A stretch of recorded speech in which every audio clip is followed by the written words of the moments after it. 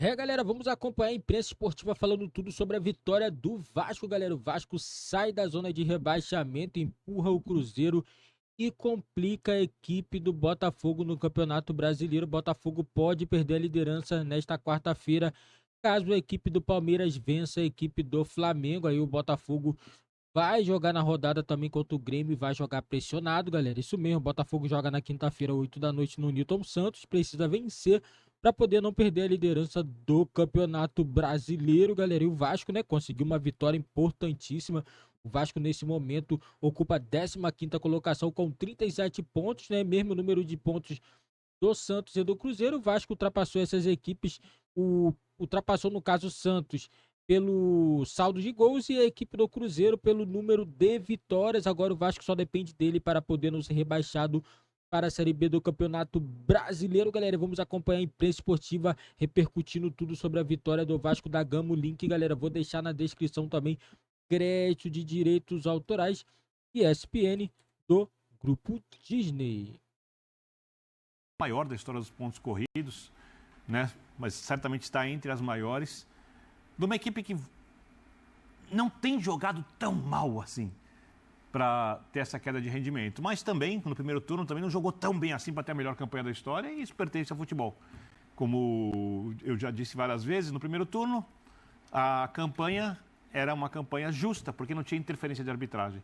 No segundo turno, ela também é justa, porque também não tem. É claro, porque a interferência assim, de arbitragem. Uma interferência num jogo aqui, Perfeito. outra colar. Qual dos 20 times do Campeonato Brasileiro tem o seu torcedor dizendo: não, para mim foi ótima a arbitragem, em todos os jogos até agora, nenhuma vez prejudicou meu time. Todos têm motivo para achar que em algum momento o seu time foi prejudicado. O botafoguense deve estar olhando para mim e falando assim: esse cara parece que não viu o jogo do Botafogo e Palmeiras, a expulsão do Adrielson.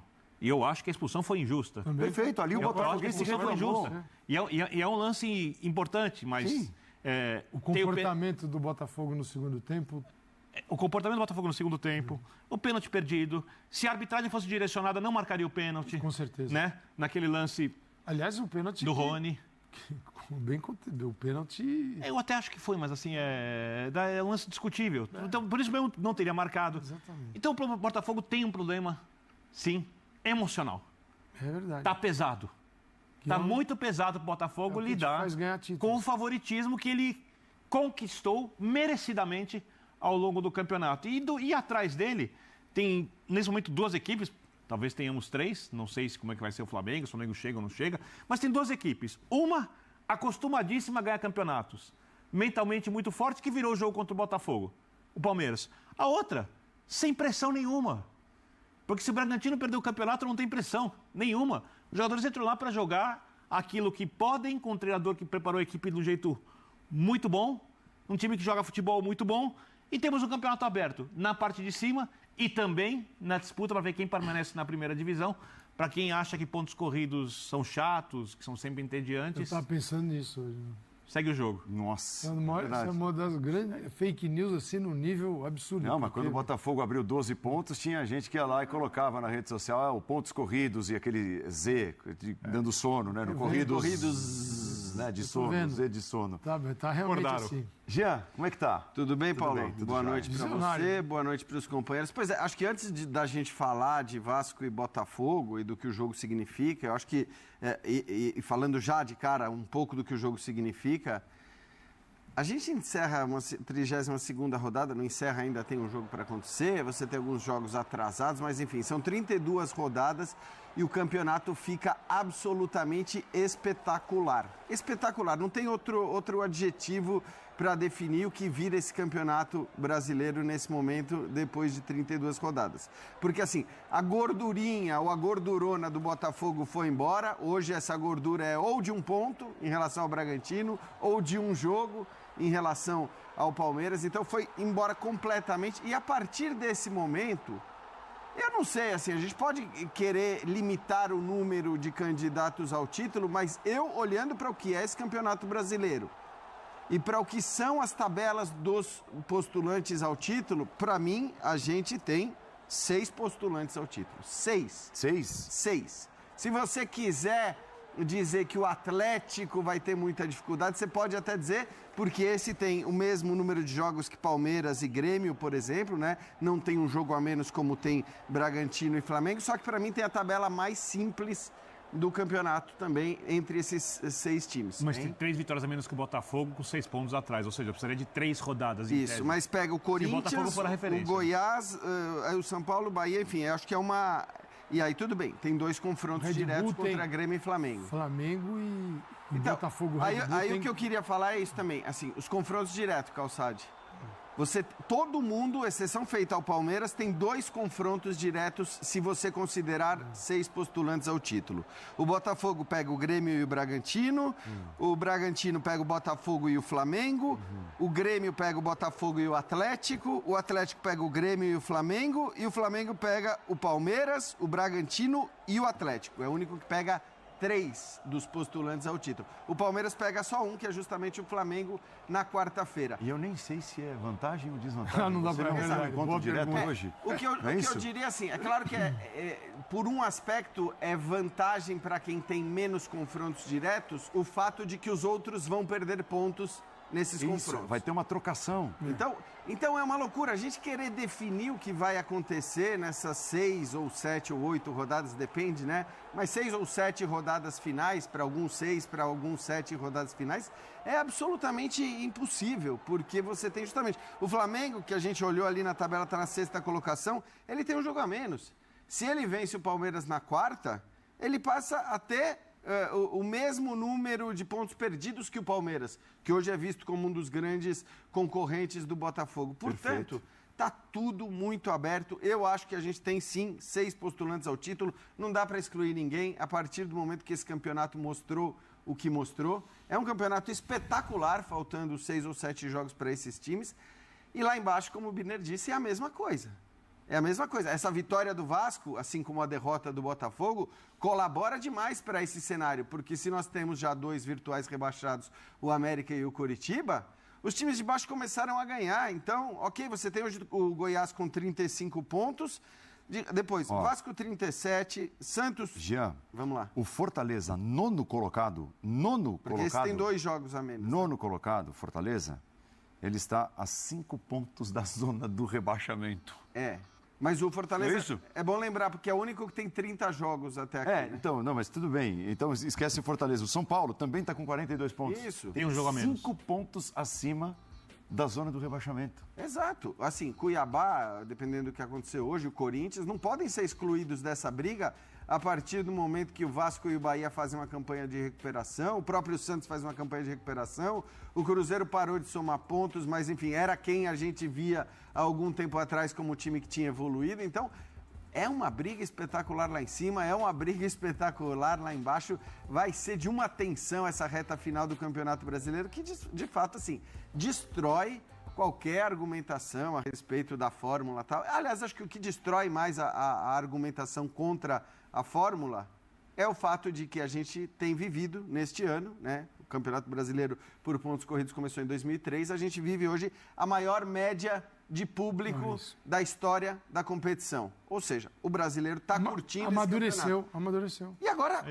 essa média tende a aumentar, tende a curtir mais ainda o campeonato. Porque com essa reta final desse jeito... Você poderia dizer, o público não comparece. Não, o público tem... A resposta é maravilhosa. Por vários motivos. Motivos diferentes. Torcida do Vasco, claro, óbvio, tá tentando empurrar o time para não cair. A do Botafogo, a do São Paulo esse ano, muito pela Copa do Brasil. O Corinthians mesmo, assim, num marasmo, a torcida vai. Impressionante. Uma torcida comparece.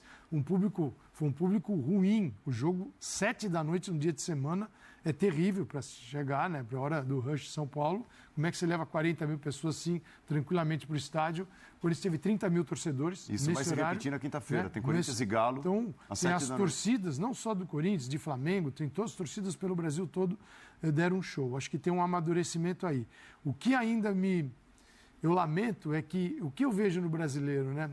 Você tem uma reta final que ela define uma série de coisas. Quem vai para a Libertadores, quem não vai, quem vai para a Sul-Americana, quem pode cair. Então, está todo mundo estressado fazendo um segundo turno, como a gente está vendo. O primeiro é a coisa mais abandonada que existe.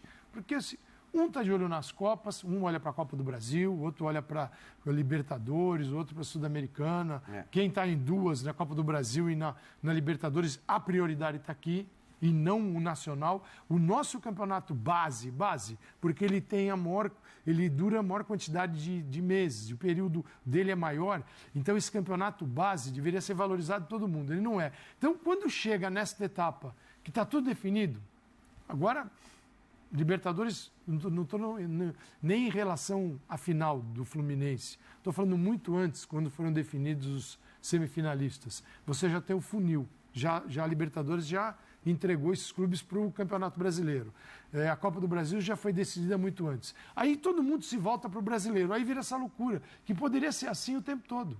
Então, o que faz o Botafogo, sem desmerecê-lo? Se aproveitou muito bem deste período, em que muita gente não está nem aí, e aí vem aquele discurso, já acabou o campeonato, já acabou, de alguns concorrentes até. Renato Gaúcho fez isso só um em 2017. Porque o Botafogo que você está falando que agiu dessa maneira, talvez só tenha agido dessa maneira, inclusive, porque ele abriu a vantagem que abriu no Brasileiro. Caso contrário, talvez o próprio Botafogo... Opa, vou agarrar aqui. A Sul-Americana. Não tivesse olhado para a Sul-Americana da maneira como olhou, né? Acho que olhou assim por causa da vantagem no Brasileiro. A gente tem um campeonato por tudo, ainda mesmo por sendo escrito, jogado por linhas tortas, que ele é espetacular. Espetacular porque ele está motivado, faltando últimas rodadas. Você pegar 2 times enfiados na zona do rebaixamento, vamos lá, o 18º, que é o Goiás, tem 35 pontos. 5 times acima dele, o Santos tem 38. Então você tem 3 fora da zona do rebaixamento, 2 dentro, com uma diferença de 3 pontos. É um negócio... Nossa, é impressionante. Para quem não está envolvido, é espetacular. É que está todo mundo envolvido.